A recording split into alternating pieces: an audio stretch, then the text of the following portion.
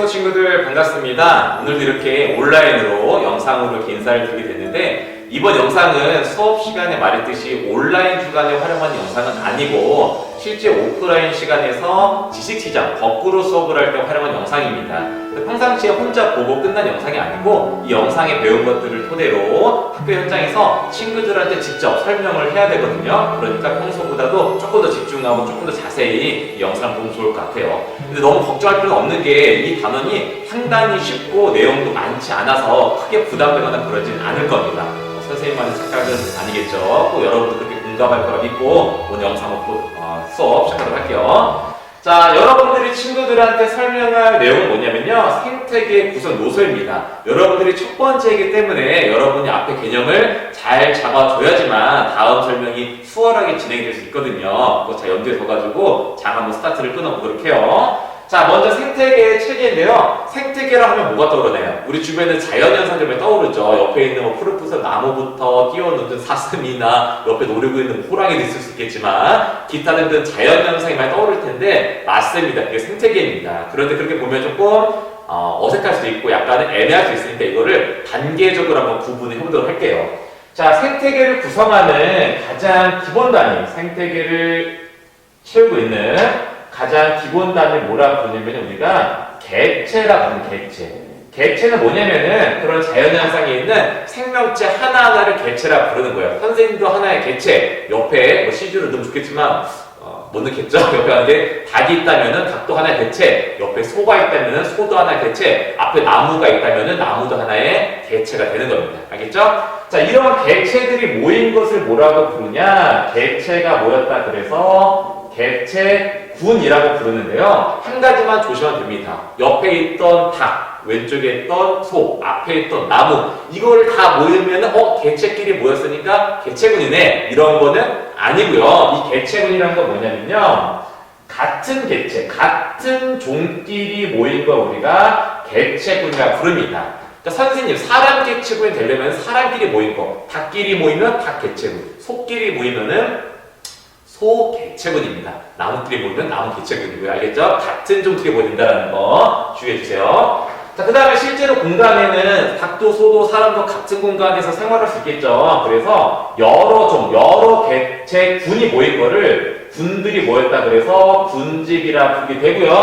이 군집이 드디어 아까 살짝 말했던 여러 종이 모인 선생님, 닭, 소, 개, 말, 풀, 나무 다 같이 모인 거를 군집이라 부릅니다. 여러 종이 섞였다는 거는 군집 단계예요. 자, 여기에다가 뭐 하나만 추가하면 되냐? 여기에다가 우리가 그냥 사는 거 아니죠? 우리를 둘러싸이는 공간들, 여러 환경들이 있잖아요. 땅도 있죠, 공기도 있죠, 빛도 있죠, 온도도 있죠, 되게 많게 있죠? 이런 걸 전부 합친 걸 우리가 드디어 최종 단계인 생태계라고 부릅니다. 결국 생태계라는 건 뭐로 되어 있냐? 군집 속에 들어가 있는 여러 가지 생물들과 이 생물을 둘러싸고 있는 환경들, 엄밀히 따지면 생물이 아니죠. 비생물로 이루어져 있다라고 보시면 될 것 같아요.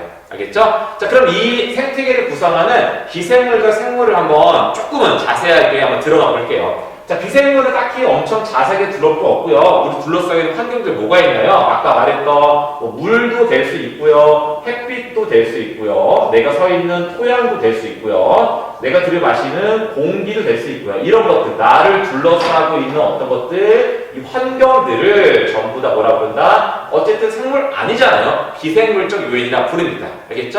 자, 두 번째는 이 안에 살고 있는 우리들, 뭐죠? 그때 생물이죠. 생물적 요인인데요. 생물적 요인은 역할에 따라서 3단계, 3가지로 분류를 합니다. 단계는 아니겠네요. 그냥 3가지로 분류를 해요. 첫 번째는 뭐냐? 생산자. 두 번째는 소비자. 마지막은 분해자. 이렇게 나뉩니다. 자, 각각의 특징 좀만 볼까요?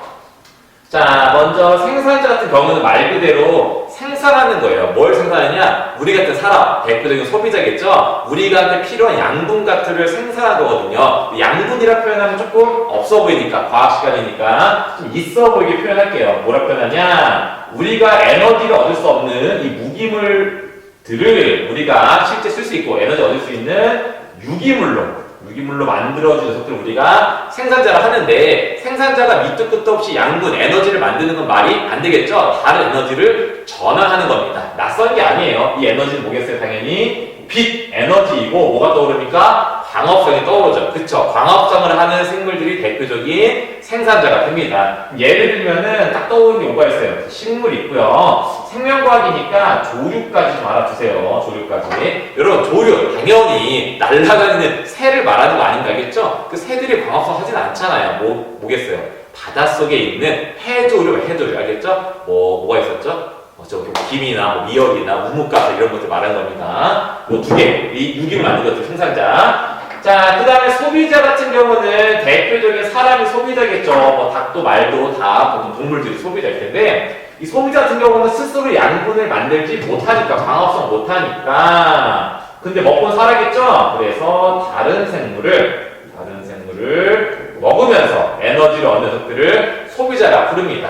대표적인 거는 저것도 없는데 사람도 있을 수 있고 토끼도 있을 수 있고 기타 등등 사슴, 말 다 되겠죠? 자, 마지막 분해자는 이름에 나와 있듯이 분해하는 겁니다. 자, 분해하는 건 뭐냐면은 우리가 만들었던 이 유기물, 이 생산자의 반대 작용을 보면 될 것 같은데 만들거나 먹어서 얻은 이 유기물을 다시 분해해서 무기물로 만들어주는 녀석들이고요. 그런데 예를 들어 선생님도 하는 유기물이거든요. 선생님을 그냥 갑자기 분해버리면 안 되겠죠? 무슨 천하 쓰는 것도 아니고 날려버리면 안 되잖아요. 그쵸? 그래서 얘네들이 주로 이렇게 분해하는 건 뭐냐면은 죽은 애, 시체나 아니면은 배설물도 대표적인 유기물인 거 알고 있죠? 보통 우리가 거름 준다 표현 하잖아요. 그런 것들 다시 무기물로 바꿔준 애들을 분해자라. 그리고 대표적인 분해자는 누가 있냐면은 세균이나 곰팡이 이런 것들이 있습니다. 그래서 비생물은 우리 생물을 둘러싸고 있는 환경들, 물, 토양, 공기 같은 거 보시면 되고요.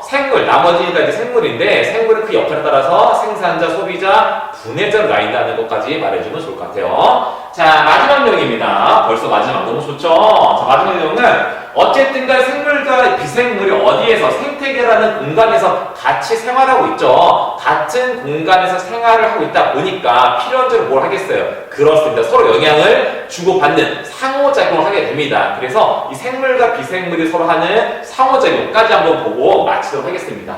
자, 아까 말했듯이 생태계는 비생물적 요인과 생물적 요인으로 나누고요. 비생물적 요인에 뭐가 있다고 아까 말했던 복습해볼까요? 물이나 토양이나 공기나 빛이나 이런 것들이 이제 비생물적 요인인 거예요. 생물적 요인은 우리 역할에 따라서 어떻게 나뉜다고요? 생산자, 소비자, 분해자 이렇게 나뉘는 겁니다. 알겠죠?